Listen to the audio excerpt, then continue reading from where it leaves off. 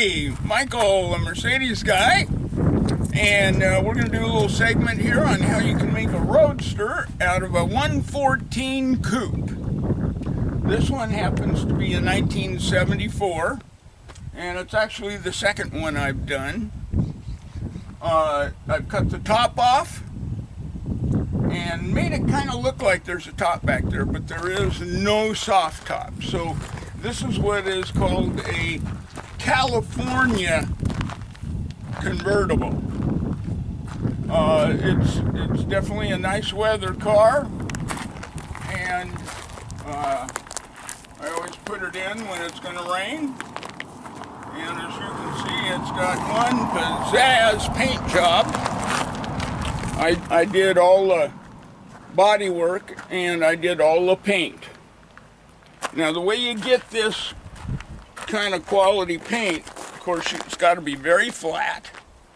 You know, no dings or anything, because this is a very high gloss.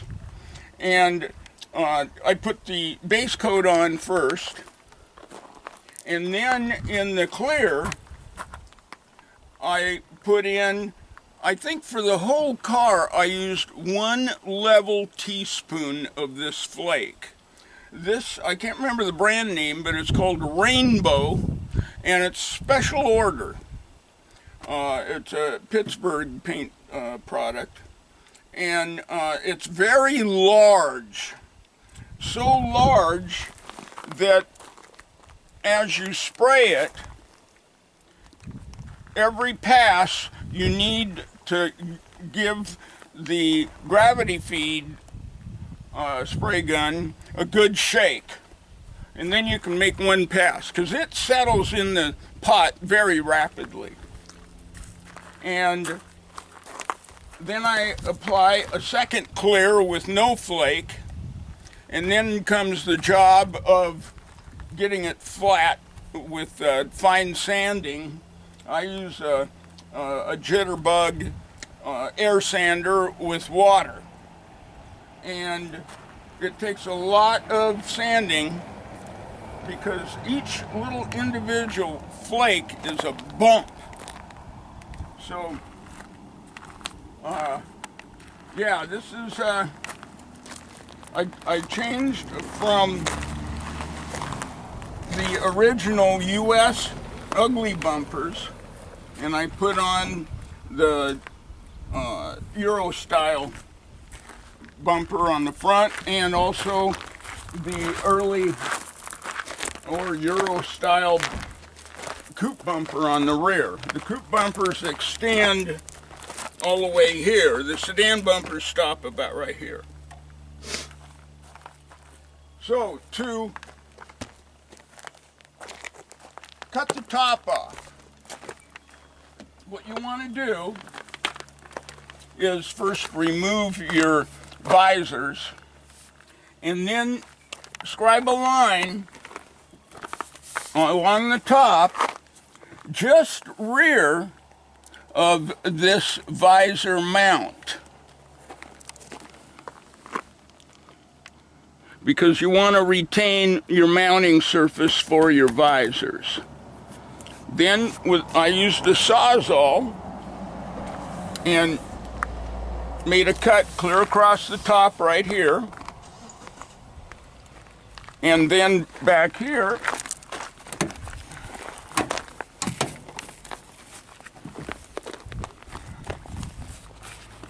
I cut off the pillar, again using a Sawzall with the rear seat out, and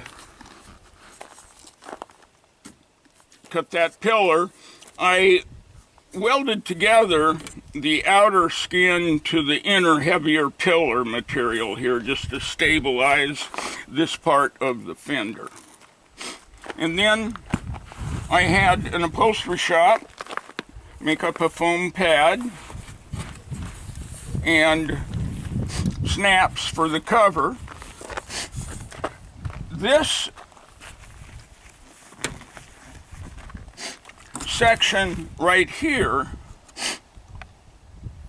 is on the original car. the trim ends about right here. I had another coupe parts car and used this section here and cut it to make these pieces so that it actually extends all the way.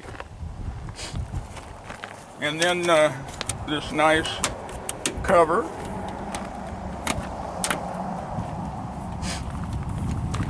And now, if you're going to make a car like this, you got to start off with an absolutely solid car with no rust, because I am removing part of its strength by removing the top.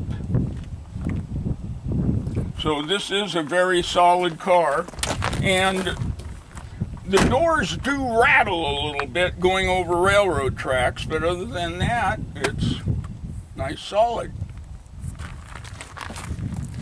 I redid the wood, and when I redo wood, the way I do it, first off, never use sandpaper.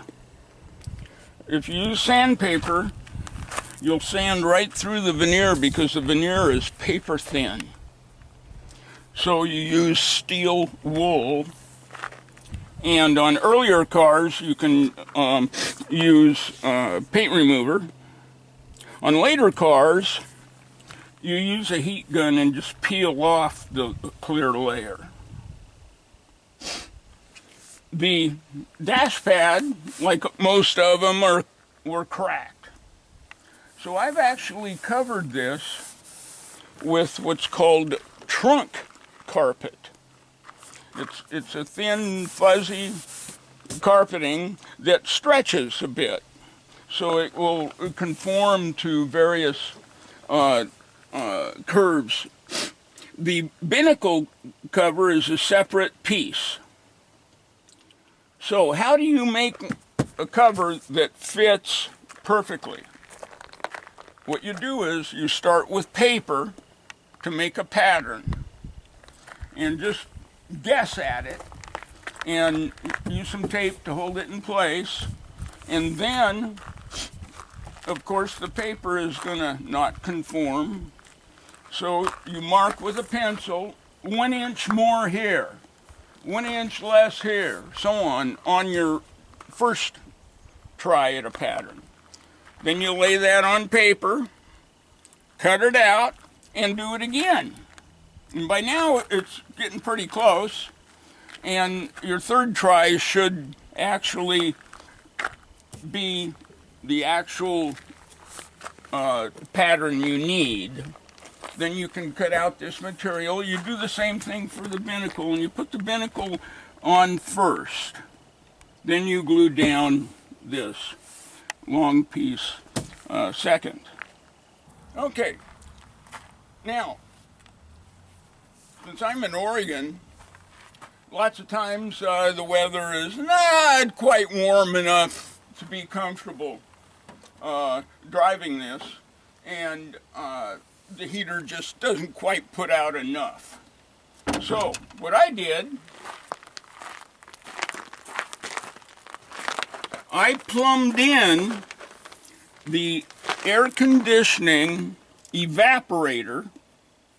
I plumbed it into my heating system.